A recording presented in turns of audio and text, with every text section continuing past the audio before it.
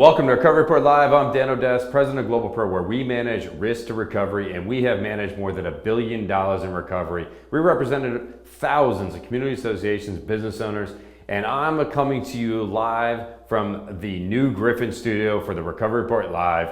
We're here every Thursday at 11 o'clock, as many of you know, providing you information you can use, and we've built this studio to provide you more actionable content that you can use for your business or your community association on a daily basis. Whether that's placing insurance, recovering from a loss, choosing contractors and vendors, planning a business strategy, we want to provide you information you can use, and that's what this is all about. So I want to get into a couple topics today for our first broadcast from our new studio. And by the way, we're almost at 100 episodes. So as we are counting down to that milestone, we're gonna have several guests on that are gonna be just awesome, mind-blowing information that you're gonna wanna listen into. So if you haven't already, like us, follow us on all the social media platforms. Make sure you go ahead and do that. But as I was saying, we got a great topic for you today. We wanna talk about some of the things that are going on, right?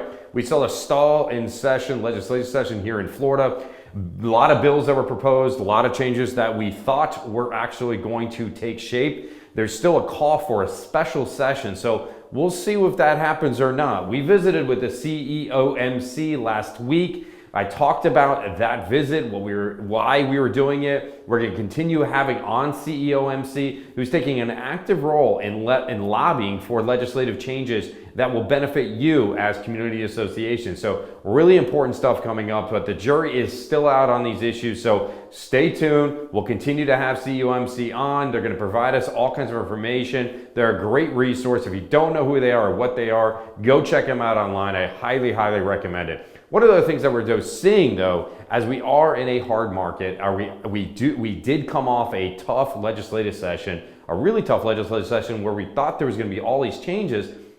It was almost as if there was a bit of a scare tactic from a lot of brokers out there who are instilling fear in not only our clients, but most of the market regarding ability to transact insurance, whether that's because of loss history, claim that you have open, or some of the other misinformation that they may be using to explain to you why your rates may be what they are. And one of the things I just recently heard, which I thought was just mind-blowingly stupid, is that, well, the rates aren't as bad as they were in 2008. So right now you're actually paying less than you were paying then.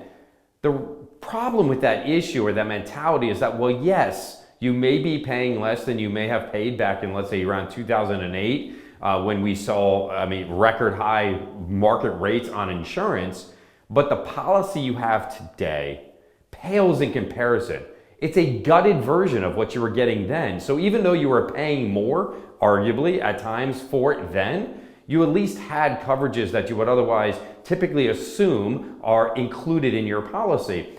Things like wind and rain, we didn't hear those issues or arguments back then, right? Now we hear those things. They creeped into the policies right before Hurricane Irma, Maria, and Harvey in the active 2017 season, and it really was like just a haymaker for a lot of associations who not only were their claims subjected to multi-million-dollar deductibles, they were also prejudiced or subjected to this new alleged limit that may apply to hurricane claims. Now, in most instances, the wind and rain provisions of the day were not and could not limit or exclude coverage as the insurers intended when they were arguing or sending reservations of rights letters. However, you still had to contend with it, you still had to deal with it, you still had to go through that process. But getting back to my point, which is that while, for some associations or businesses, you may still be paying less than you were then, the product you're buying is the issue, right? The product that you're buying is inferior to what you were buying then. There's higher deductibles. There's no mold coverage. Many associations had a minimum 500, maybe 100,000, maybe $50,000 minimum limits in there. And even the businesses now you don't even have any of that. You have the winter and rain thing. You have higher deductibles on water claims. Sometimes you're seeing $25,000, $50,000, $100,000 is even an option now. You're seeing all kinds of different things. Sewage backup from a drain system, whether on-site or off-site, now excluded, not covered in some of the policies. Again, things you were not contending with then. So this bullshit argument by brokers that, well, it's not as high as it was and we're doing the best we can for you. The reality is that even what you got last year or the year before that, let's say 2018-19, is far better than the type of product you're buying now at a much higher price. You know, what's going on with their commissions? Are their commissions also going down or being further reduced? I mean, while you may be paying more for the insurance, if there's less coverage in it, why aren't you paying less commission to your broker? I mean, let's think about that. Food for thought, right?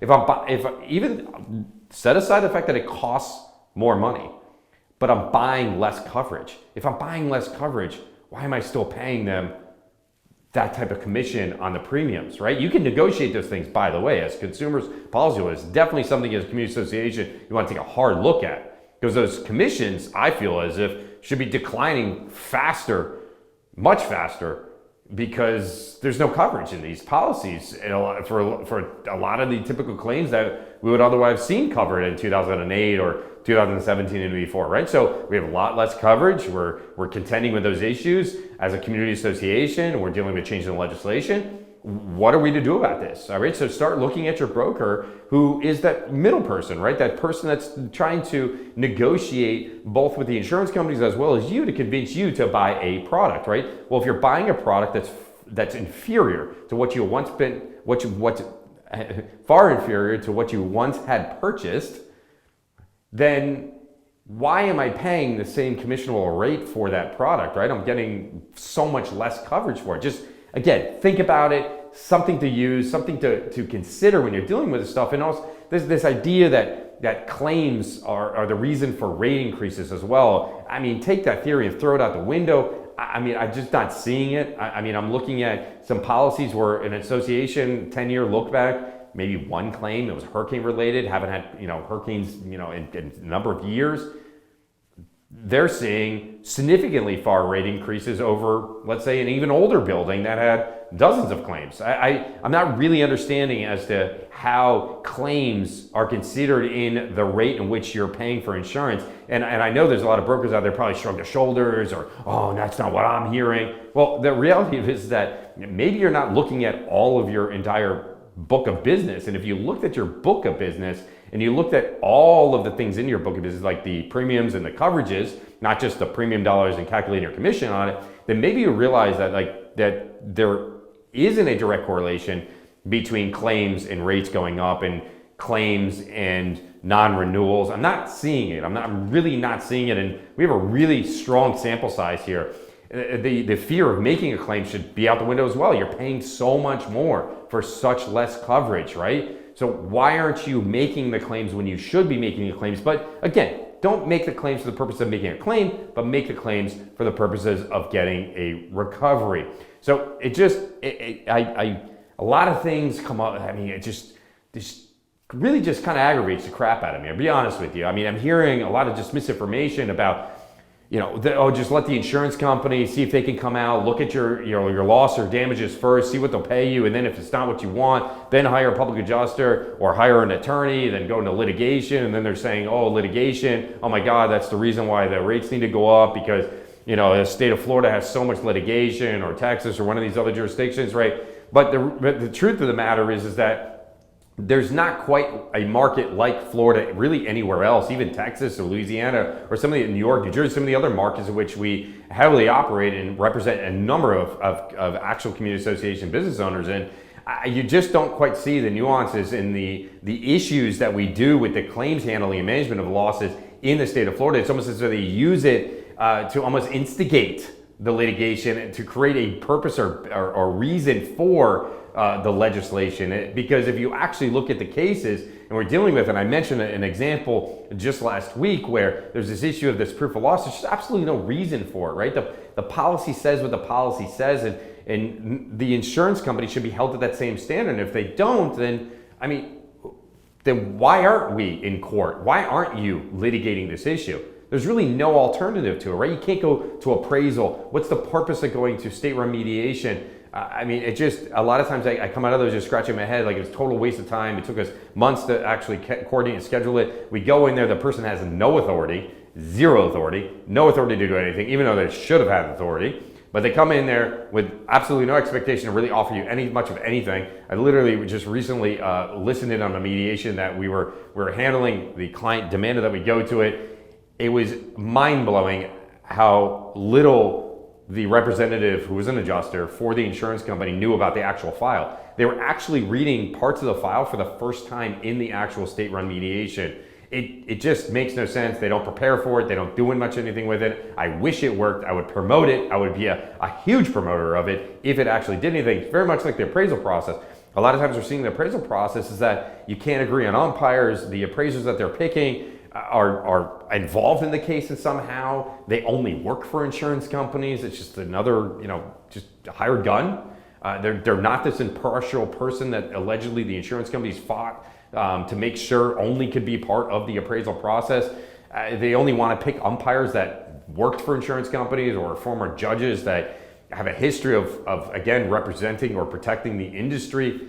They're not this person in the middle that's trying to umpire the process. They're not even interested in only setting the amount of the loss. They bring up issues of coverage, and again, all of that goes to protracted litigation, increased costs, and depriving the insured of the benefits that they're afforded under the policy. It's a very confusing set of facts and issues. And I think that unfortunately there's a lot of people pushing this agenda with regards to appraisal or mediation. And again, if these processes worked like they once did, I would be a proponent of them. But the reason why I bring all of this up is just, again, there's a transition in the industry. The policies are providing additional restrictive covenants regarding appraisal, how you can go to appraisal, when you can go to appraisal. We even saw after 2017 storms that the seat of arbitration that was required, the appraisal provision was written out, and the seat of the arbitration was in New York. Neither the insurance company nor the insured's property or anything to do with the claim has anything to do with New York. But the reason why they did that is because it's so expensive, and the rules and laws in New York don't entitle the insured to interest on money, attorney's fees, any sort of coverages for these things. So why are these types of policies being sold to associations in Florida by Florida brokers? I mean, where's the E&O claims against the broker for having even sold such a policy? The interesting thing is most of the brokers I talked to didn't even know that language existed in the policies at that time. And by the way, I bring that up because that's in the policies too. Again, you're paying more for this, right? You're paying more for this aggravation. And then on the other hand, they're telling you, oh, if you have a claim, your rates are going to go up. Well, your rates are going up anyways. And they're telling you that, oh, your rates are going up way high because you had the claims. And then I can show you another association that has nearly no claims and their rates are even higher. Again, I'm not, the underwriting of these processes, it just is very confusing. And the way in which you're paying for insurance is entirely different than how they're paying for your claims. It's a whole nother topic. And I'm certainly not going to put you to sleep about it today, but we're going to bring on some people. We're going to keep on bringing on people to talk about these important issues. I definitely think these are important issues. I definitely want you to start thinking about insurance differently. I want you to start considering what you're actually being sold. Don't be so focused on price.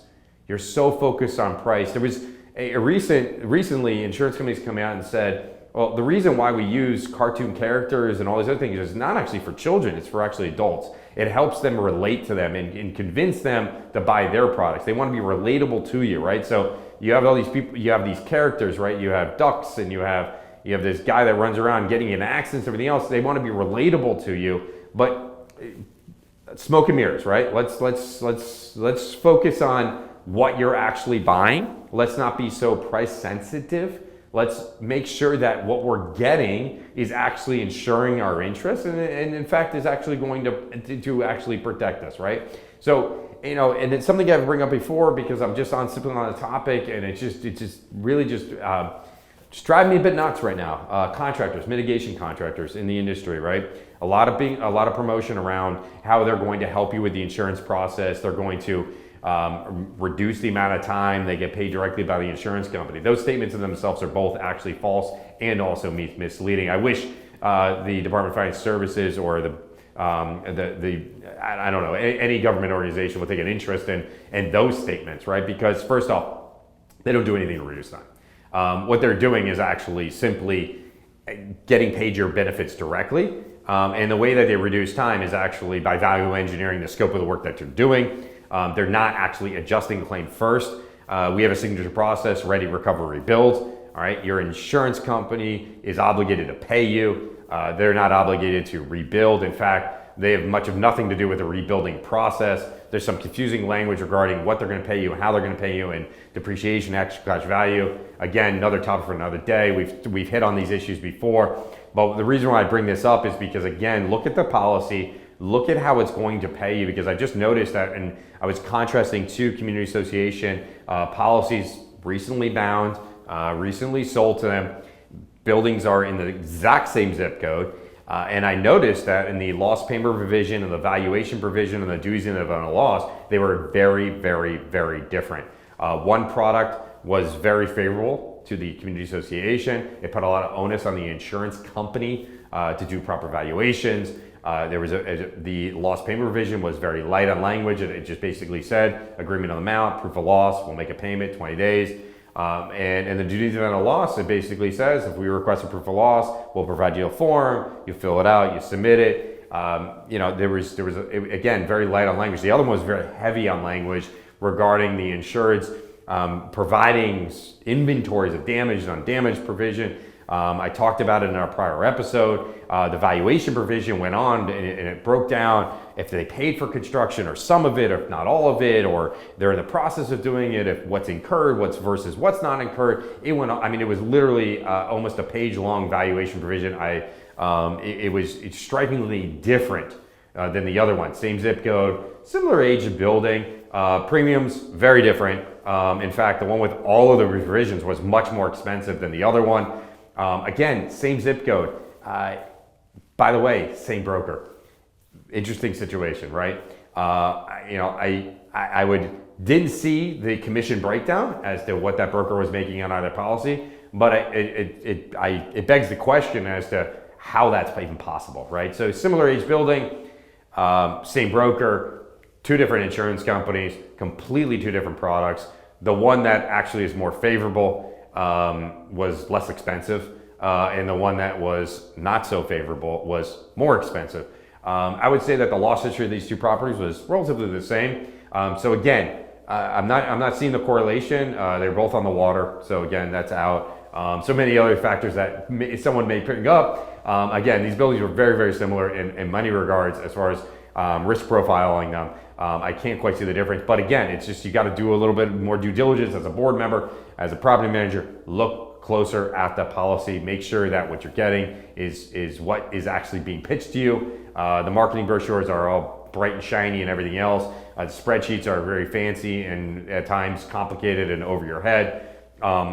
Ask for the policy forms. We need to start asking for the policy forms, and I think that's the big message here today, is that if you are obtaining new insurance or just recently bound insurance, immediately get a certified copy of that policy and start comparing and contrasting today's policy from yesterday's, right? So start looking at what are the major differences in the actual policy form, highlight them, start asking questions about it, because these will become relevant to you when you least expect it. That's how it always happens, right? That's why we're available to you 24/7, 365. Why? Because we are insurance coverage experts, and that's why we have these discussions. That's why I'm here every single week at 11 o'clock on the Recovery Report Live, talking about important issues, information you can use as a business owner, community association. I'm gonna wrap it up right there, right here. First broadcast from the new Griffin studio. I'm so excited, my team is too. We have so much more content. We've actually built several different rooms. We're gonna do podcasts. We have the live stream like this. We have interviews coming up next week. We got an awesome guest on. Definitely, if you're a community association board member, you're gonna wanna tune in next week. Next week is specifically gonna be talking to you, addressing board member issues.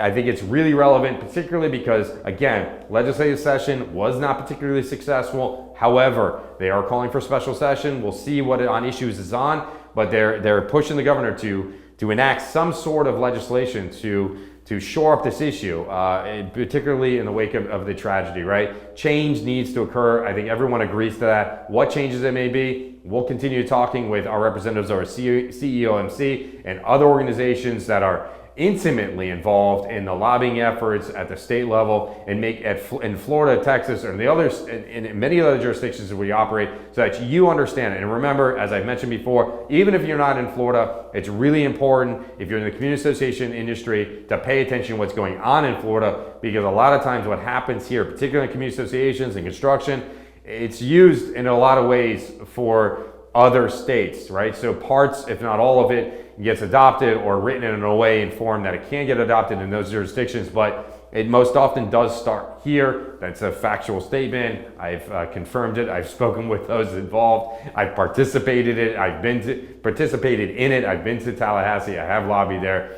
I've been very much involved in professional organizations in the Texas market, as well as New York and New Jersey, looking at important insurance information issues, as well as construction. So I can tell you right now, I've attended legal conferences with the Community Association Institute. A lot of what happens starts in Florida for whatever reason, but it is, and I really believe, as obviously with this legislation, it's here again, it's relevant. Tune in, keep tuning in every single week right here on the Recovery Report Live. We'll see you next week, same place, same time.